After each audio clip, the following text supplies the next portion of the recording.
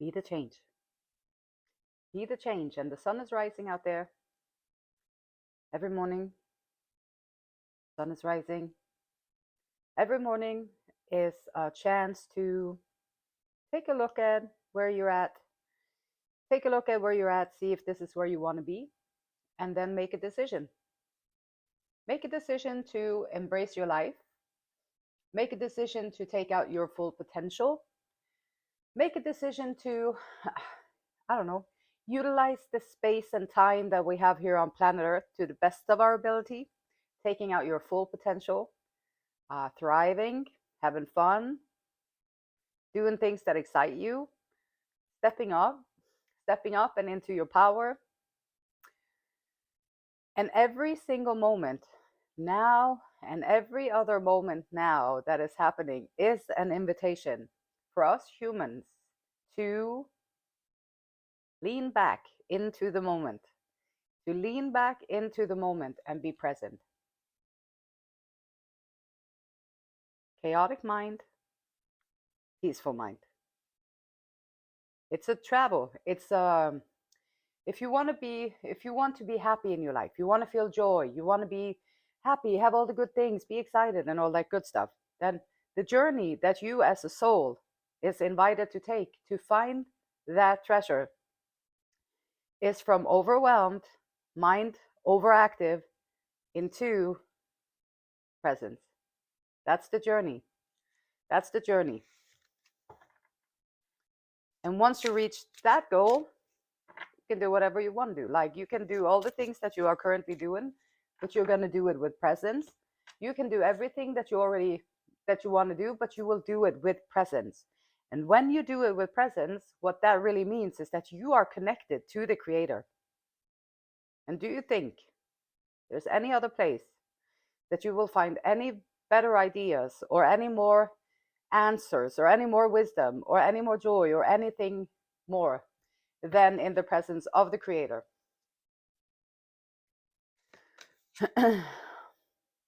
Breath.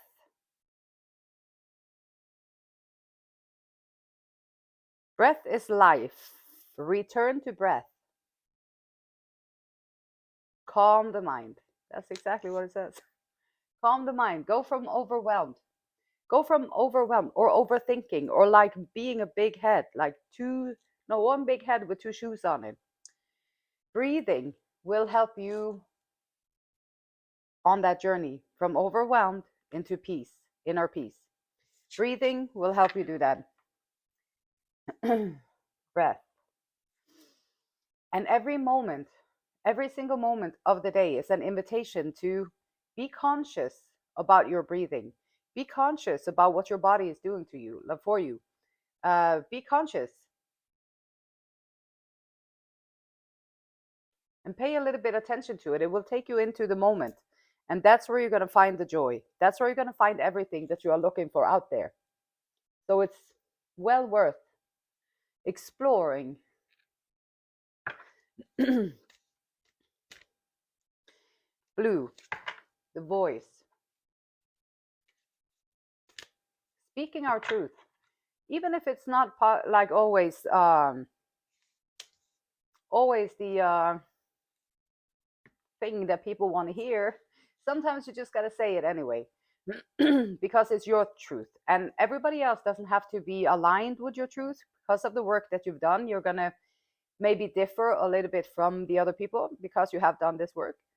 Also, other people's opinions come from their expectations. You are on your own journey, and you have your own truth to speak, and you have a voice that is very powerful and important in this world.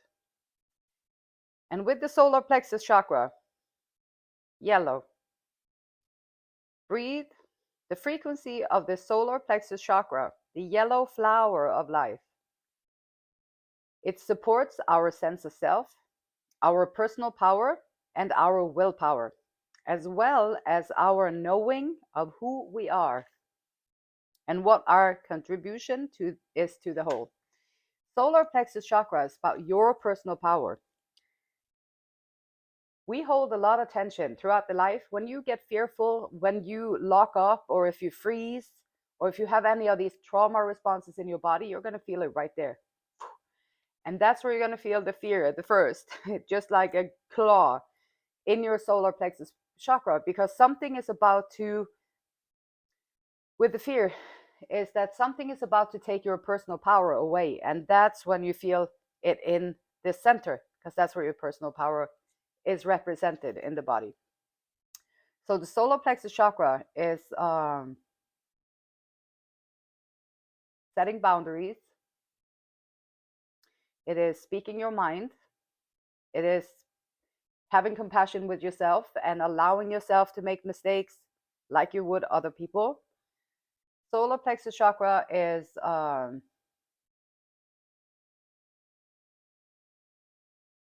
getting out of your comfort zone, knowing that you have the ability and the knowledge, the capabilities that you need to do what you have been set here to do. And solar plexus chakra is a quiet confidence. You know who you are, and you're not afraid of being who you are. And then I want to do this here. Shall we say, declare and decree. Everything in our life, everything that you see, everything including ourselves, is energy. And if everything, even the wall, everything is built up from the same little thingies. Everything is energy. And so with everything being energy, intentions, emotions, manipulations, stuff like that can attach to you in a way energetically. And this is not your physical body, this is your energy body, your energy self. So what can we do about that? How can we clean it and clear it and take the power back with the solar plexus chakra?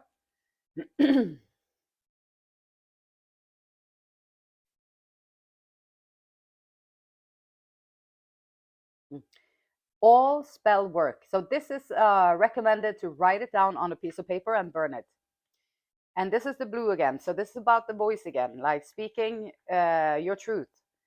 All spell work, rituals, black magic, evil eye, blocking spells, and all evil works done against myself and family are destroyed in spirit and in flesh. So this is about all the things, the intentions and the judgments and the comments and the manipulations and the trying to get you to do what they want you to do and all that stuff. This is about all of that. Trying to get into your space and control your outcome. Not the creator, because that comes from within. This is all the other stuff that is going on the outside. All spell work. And every time someone says something to you, how are you going to do that? You're going to be able to pay for that? You're going to be able to do that? You're going to be able to withstand that? You're going to be able to stand up for yourself? Every time people say stuff like that, it creates like, it's spell work. I don't care what kind of denomination they belong to, but if they come at you like that, that's spell work. It doesn't matter what kind of label they have on their back. All spell work, rituals, black magic, evil eye, jealousy, envy, blocking spells. Oh, I'm going to make sure that this happened to all of those spells and all evil works done against myself and family are destroyed in spirit and in flesh. And then bringing it back to the breathing. This is about breaking the rituals and the ties that other people around have been placing upon you. And they do it because they want to sway your solar plexus chakra. They want to take away from your personal power. They don't want you to be strong, confident, and stand up and rise up in yourself. They rather would benefit from you being a little bit insecure, maybe a little codependent on them, so that you would ask for their support and their emotional support. Maybe not trusting that you can do what you need to do, or that it's wrong to go about this life in a way where you listen to the creator and do what you're supposed to do and stuff like that. It's all about the personal power. It's all about swaying your personal power. This is why it's so important to bring yourself back into yourself, within yourself, so that you can breathe, is one way that you can get back into yourself. Every moment is an invitation to lean back into the moment, because in the moment you are fine. It's when all the spell work, the ritual, the black magic, evil eye blocking spells, when that stuff gets into your head, that's where they want to get. They want to get into your head. So protect your head, protect your mind, clear it out every day, clear out the energy. Because if you can do that and bring yourself back into the moment, into your breathing, those things won't have an effect on you. You're going to be immune to those things. It won't have an effect on you. And you can stand strong in your personal power and lean on the Creator and have faith. Death, so a huge transformation. This might be transforming from regular life, like let's say regular life, transforming from, okay, you have lived your whole life, maybe 40 years, 30 years, 50 years, 60 years, 20 years. You have lived your whole life based on the information that you got when you came here on planet Earth. Well, when you came here on planet Earth, there was a lot of expectations that you had to live up to. There was a lot of guidelines that you had to follow because that's what everybody else does. And there was a lot of ways that you're supposed to act and not supposed to act. So social conditioning. And there was a lot of things that maybe sometimes you were like, whoa, inside you felt like this is not really feeling quite right. But you kind of did it anyway because that's what everybody else did. So that's how we kind of grow up, and what we are trained to, how we are trained to be. And then just conform and conform and conform, and don't, and just quench that little, what are you being ungrateful? You're not going to be grateful for all that we give you from the system or from the powers that were or whatever. You're not going to be grateful. Well, that's the life that we have been handed. That's the training that we've been handed. But there is also another way. Bringing it back through your breathing is one of the entrance ways into the present moment. The death card is here. It's like transforming. This is transforming. This is someone out there being like, whoa, you know, she's kind of right. Like, I feel like I've been trapped in these programs and I keep doing the same things and I keep reacting in the same ways. And I don't understand why I'm doing it. I don't understand why I react that way. And then once you start to ask those questions, why am I reacting this way? Why am I acting this way? When you start to ask those questions, you are going to get really wise answers from the Creator. But you have to find the stillness so you can hear the answer. Otherwise, you'll miss it. So you can ask the questions and lean back into the moment, into your breathing, and allow the transformation to take place. Because you're right. There's a little piece of you that is like, you know, it doesn't quite sit right with me, this whole structure that we've been placed in. It doesn't sit right with me. There are too many things that are just a little bit off to the side. So I'm not sure if I can trust this, because all the promises, that doesn't really make me that happy. I don't feel that joyous. I don't feel that peaceful. I'm feeling overwhelmed. I'm feeling stressed out. And I'm feeling kind of depressed about everything, because this is it. This is daunting life. And life can feel like that. And the irony is that there's always, right now, an opportunity for transformation. And you don't have to change a thing outside of yourself. You just have to open your eyes and be aware of what is happening, like to get to know yourself, to see things from a different, I guess, viewpoint. Or no, what was that? I don't remember. So transformation, new opportunities, an end to the old. You are allowed to say bye-bye to whatever you want to say bye-bye to in your life. If it's not good for your growth, if it's not good for your creativity, if it's not good for your passion, if it's not good for your peace, if it's not good for how you feel about yourself in your life, then there's 5 billion people out there. You are allowed to do what you need to do to preserve.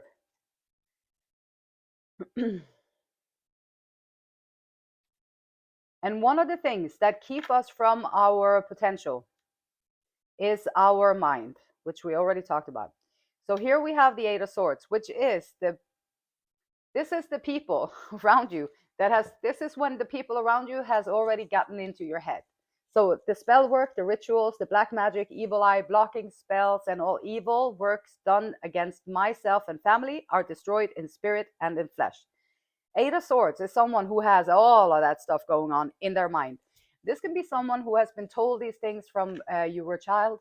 Maybe that's how you grew up. That's how they raised you to believe that you were absolutely nothing, or that you were all these things and all that jazz. And so now your mind is overactive and it's spinning those very words that you heard before. Now you're telling yourself. So they might not be around anymore, but you keep telling yourself these are the programs that we're under, that we're in. So the programs, and this is self-inflicted fear, feeling stuck, can't get out of it. What you can do is to remind yourself that you do have a solar plexus. You can remind yourself that you do have the personal power to do these things, should you choose to transform. You can remind yourself that if your mind is overwhelmed and you feel like, whoa, breathe in.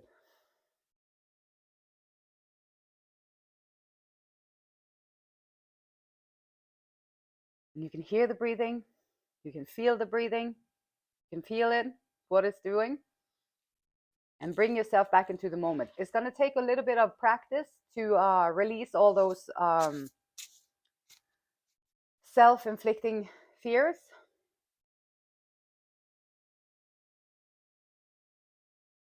But you know you can do it. This is your message, that you can do it. Like if your mind is overwhelmed, there's an easy way to quiet it down and to work with it. And the easy way to work with an overwhelmed mind, to breathe,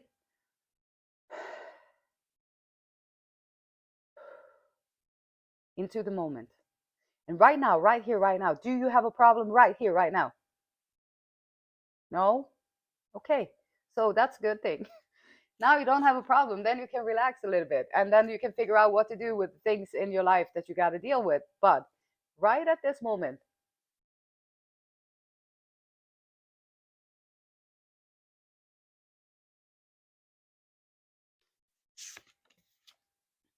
and the Magician, transforming everything.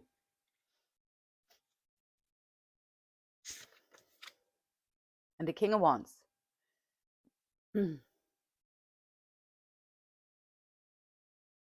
Taking out more of the masculine energy. This can be females or males.